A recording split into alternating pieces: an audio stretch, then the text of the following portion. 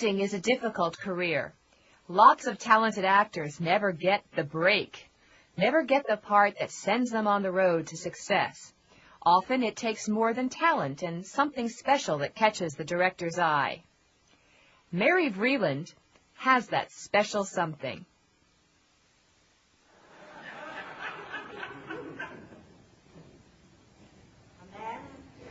I love this play. At first I was nervous because the character is moody and has no lines. This character is so raw. I did the research and I read a lot, but I didn't know how to approach the character, how to get inside her. It was overwhelming. There was so much to think about. But as time passed, I didn't need to think about it anymore.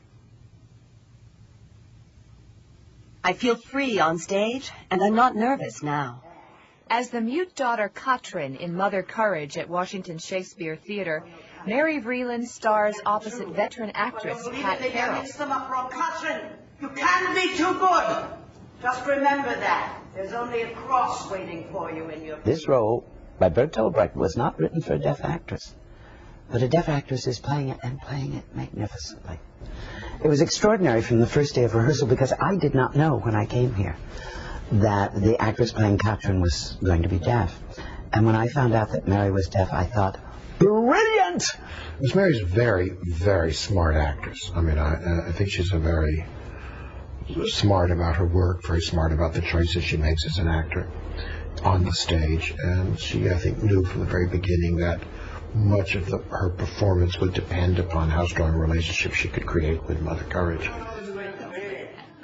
I connected with Pat because we're both Irish, and she looks a lot like my grandmother. She makes work fun, and I've learned a lot just from watching her. People say, no lines? That doesn't make the role any smaller. It's a very powerful part because I communicate visually with body language and use my eyes to convey emotion. Those are my lines. Communicating with the rest of the theatrical company comes easily for Mary, both on stage and off. The main thing is I don't think of working with Mary as any different of working with any other actor, really. I mean, you have to figure out a way to communicate with any actor regardless of whether, you know, who they are, male, female, or whatever. So with Mary it's no different. It never was any different except from the very beginning when we had to figure it out. Mary is a very good example, I think, of the kind of person you should be if you want to act. And you should be as independent as she is. I felt never did she waste a second, never did she depend upon me to tell her what to do. It was always, she was creating all the time on her own. And like the best actors, what I had to do for Mary was make suggestions and edit her performance. I never had to pull it out of her. But Mary has certainly the intelligence to do anything she wants to do. She has the instincts to serve her as an actress, but with the equipment that she has as a human being, Mary could do or be or work at anything she wanted to. The only thing that she doesn't have is hearing. So what? In any other area, she's not limited. First, you have to do the work. Nobody's going to come knocking on your door. That's the first thing you have to learn. In the past, deaf people have been passive, but that doesn't work anymore.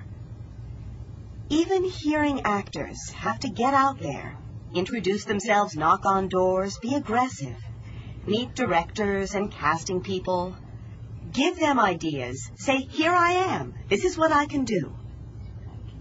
Mary came to me with an idea of playing Cordelia and King Lear, and immediately I thought, oh, we could do that, and perhaps the fool could say her lines. So that was an idea that Mary brought to me that I might not have imagined, and that will also set me thinking about other ways to use Mary. So I think it's both the director and the actor have to use their imagination and then share it with each other. Theater's a small world. You have to do the research yourself. You have to read scripts, Shakespeare, contemporary classics. You have to find roles and conceptualize them in a deaf way. Don't sit there and blame directors and casting people because they don't know what you can do. If you do it yourself, it's better than if you don't do anything. You have to fight for it. You never saw him before he had that meal. I don't want to be a star. I just want to work. There's a lot of responsibility when a person becomes a star. All I want to do is grow in my work as an actress. Nobody knows it.